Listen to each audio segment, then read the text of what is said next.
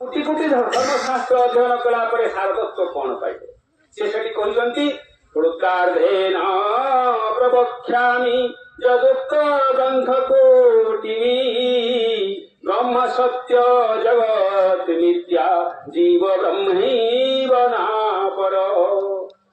आम जो सब धर्मशास्त्र अच्छी कोटि कोटि धर्मशास्त्र सब रचना कराई मुनि से अनुभव ज्ञान सब से प्रकाश कर सब कथा को सब उल्लेख कर सब सार्थकता आदि शंकर को पचरा गला जे कि आम मूल धर्म ग्रंथ सनातन धर्म संस्कृति को से पुनरुद्धार करते किंतु आम सनातन धर्म नाम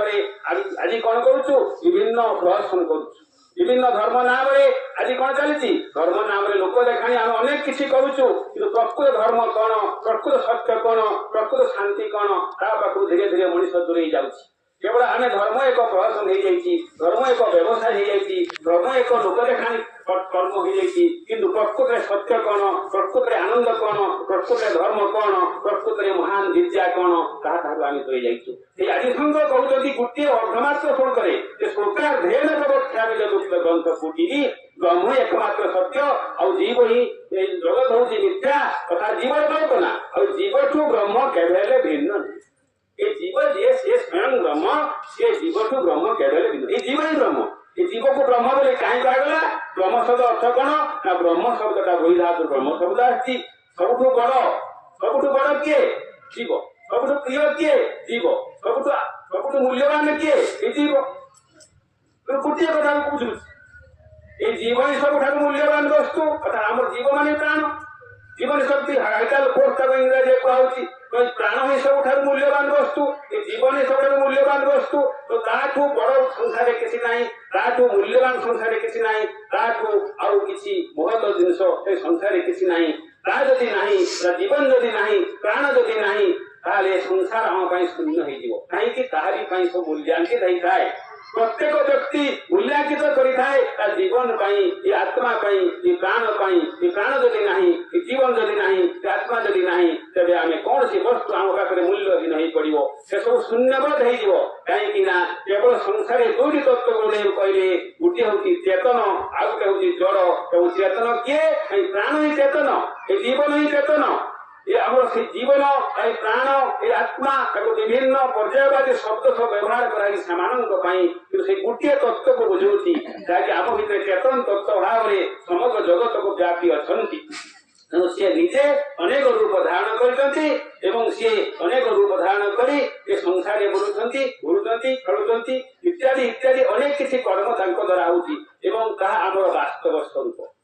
जदि यहाँ विचार कर वास्तव स्वरूप वास्तव स्वरूप से केवल भिन्न नुहति स्वरूप से केवल भिन्न नुह प्रत्येक व्यक्त्यात्मा आम जड़े व्यक्त्यात्मा तो व्यक्त्यात्मा भाव आम समस्ते जड़े जड़े ये संसार को आम जो गठन करूँ प्रत्येक समस्ते आम प्रत्येक व्यक्ति तार व्यक्तित्व अलग अलग ये गोटे कथा सब कही थाए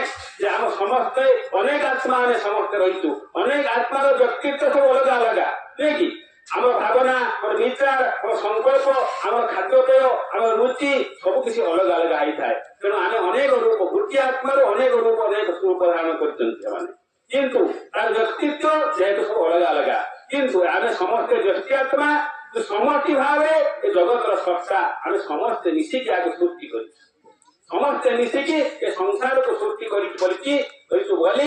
आम समष्टि आत्मा कहूँ से समष्टि आत्मा को स्पष्ट भाव में कहते अन्य समस्ते वेदांतिस्ट मैंने कहते कौन ना तुम्हें सदाशिव कहीपरतु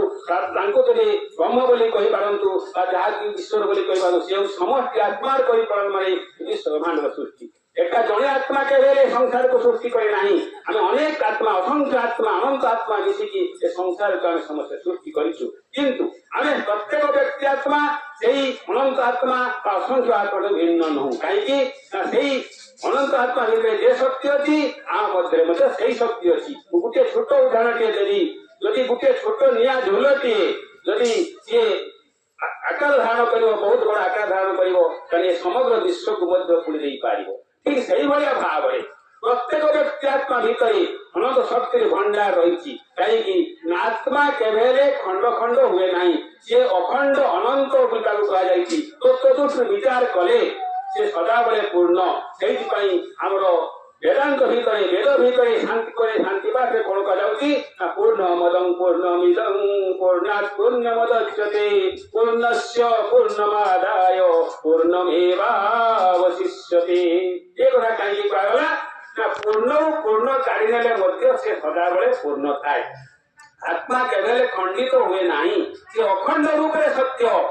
जदिव से जना पड़ती अनेक अनेक आने रूप धारण करिछु किंतु तत्वदृष्टि विचार करे एकमात्र तत्व आम समस्त भीतर विराजमान करुछंती से चेतन तत्व एवं प्योर कन्सियसनेस कहा जाउची। तेणु सी आम समस्त भीतर चेतन तत्व भाव विराजमान करुछंती किंतु भिन्न भिन्न रूप जेतु से धारण करिसंती तो भिन्न भिन्न भाव से अनेक रूप धारण करिसंती। जाओ आमे कथाटी को आगे गले एही कथाटी को आमे आउ टिके दबा तीनटा कथा मु कहि बोली कहितली तीनटा पॉइंट पर आलोचना पर आछि। तेणु प्रथम कथा श्रुति कथा कहउतली श्रुति पर आछि जुक्ति तेबे हमु गुटे कथा आपण मान को कहिबी जो सब कथा गुडी को गुरुदेव बा हमर विभिन्न महापुरुष माने शास्त्र प्राण भितरे लेखि आई अछंती आलोचना करिसंती आसान अनुभव करिसंती सेगुडी को प्रकृत रे सत्य को आमे जानिबा केमिति ता पई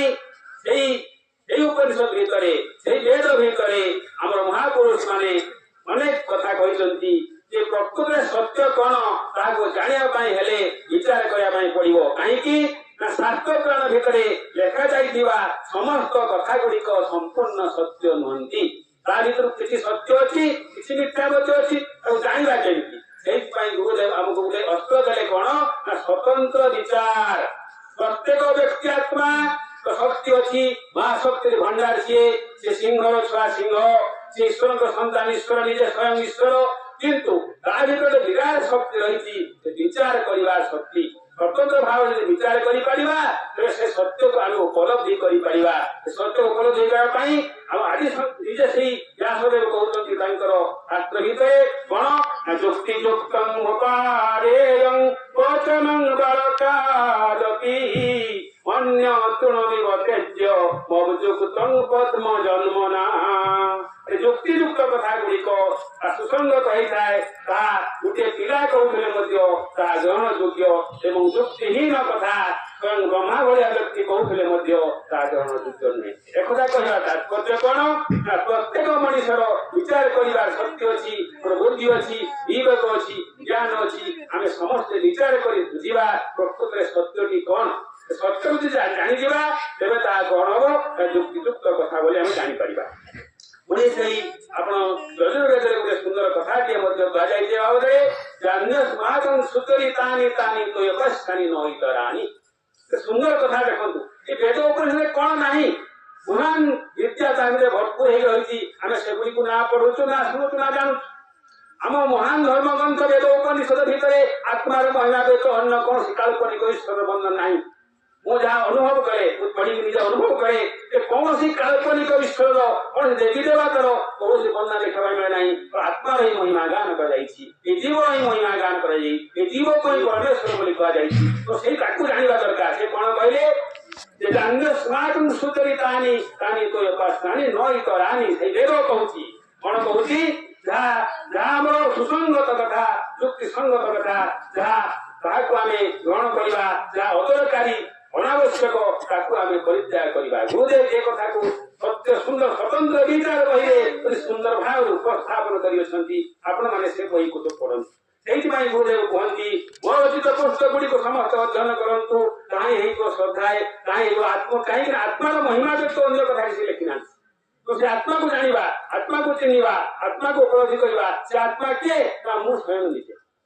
आम समस्त आत्मा बसचे आम समस्ते आम निज विषय जाना निज विषय जानवा बड़ विद्या संसार किसी ना निज को जानीगला निज को चिन्हगला निज विषय निज महाशक्ति को से अनुभव कर पारा संसार किसी अथवा रही किसी अशांति रही दुख दूरे जीव सुख शांति आनंद सब किसी अनुभव कर ये हूँ महान ब्रह्म विद्या।